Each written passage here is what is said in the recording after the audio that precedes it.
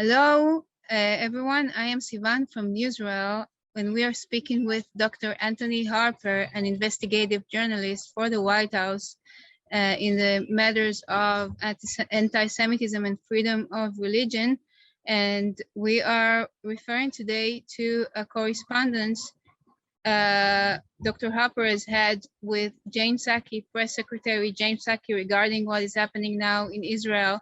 Good evening, Dr. Harper. It's good to talk with you and share with your newsreel viewers very important issues and developments at the White House. And as you mentioned, my recent meeting with the Press Secretary Jennifer Psaki, a very troubling time, isn't it, for Israel and for America? It's a very troubling time. There's actually a war going on here. A lot of rockets being fired into Israel. The Hamas is being very aggressive. We are fighting back. And there is a lot of criticism coming from states, from different states, from the UN, and also Mr. Biden, President Biden, spoke with Prime Minister Netanyahu and told him to get to a ceasefire. And I really want to discuss with you what you spoke with James Psaki, Press Secretary James Psaki, regarding this issue. About this issue, just recently talked with her face-to-face about the concerns about the humanitarian aid that she and President Biden are giving to Iran and the UN agency UNRWA, as well as Palestinian Authority. And I told her there's evidence that I have that this humanitarian aid is being redirected towards terrorist activities. I mentioned to her Senator James Risch, who's been the chairman of the Senate Foreign Relations Committee, that's been helping me about this issue about UNRWA. But there, from many sources, it's very clear that this aid is being redirected. And overall, the question is, how can you trust a terrorist organization? How can you trust the nation of Iran?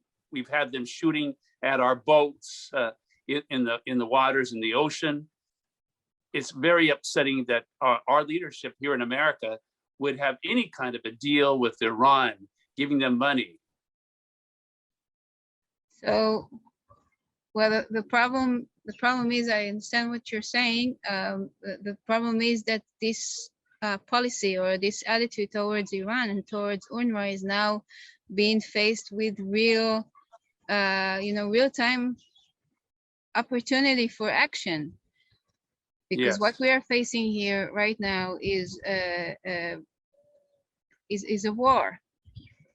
We are being attacked very, very severely by Hamas organization, and we are not hearing any condemnation by any state for this situation.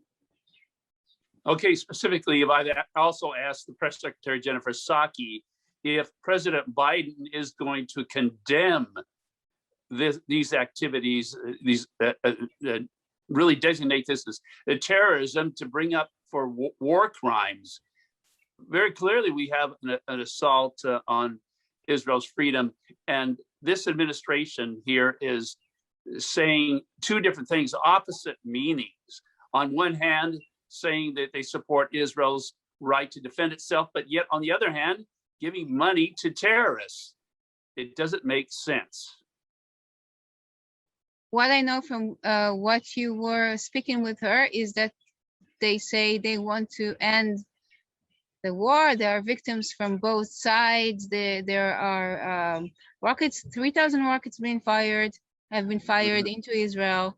And they're referring to this as a mutual war. And there's a general attitude saying we need to end the war. We need to end the fighting because there are victims from both sides. Correct. But overall, it seems very clear to me in the White House that the blame is more on Israel, and pressuring Israel, and the United States has no right to tell Israel what to do in defending themselves, to pressure them to give up this fight. I see very clearly, many of the evangelical Christian communities see that Israel is defending itself, and the ones that are causing the problem are the Palestinian terrorists fueled by Iran's support. of Hamas and even Hezbollah in Lebanon.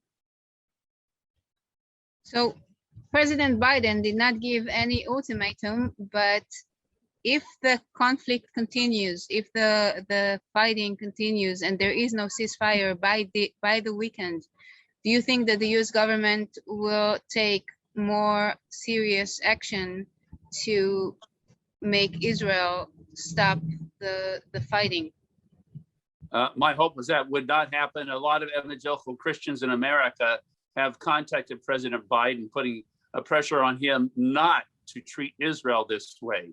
So as long as evangelical Christians here in America keep the pressure on the White House, it is my hope that he will not pressure Israel anymore, that he will back down. That is a concern of our audience and for a lot of Jewish audience as well, I know.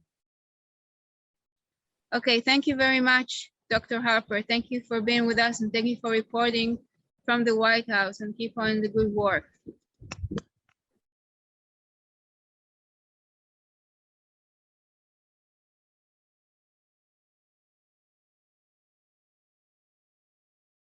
We read news every day, news that's informative but rarely encouraging.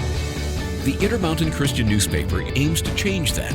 They present the news you need to know, from what's going on in your community to your world, with encouraging words, motivation, and the resources you need to make positive changes in your life. What is your local government doing that you need to know about? What's happening in your community you need to be a part of? Whether it's a story from your neighborhood, a national story, or an encouraging word, you'll find biblical issues of everyday life in the Intermountain Christian newspaper.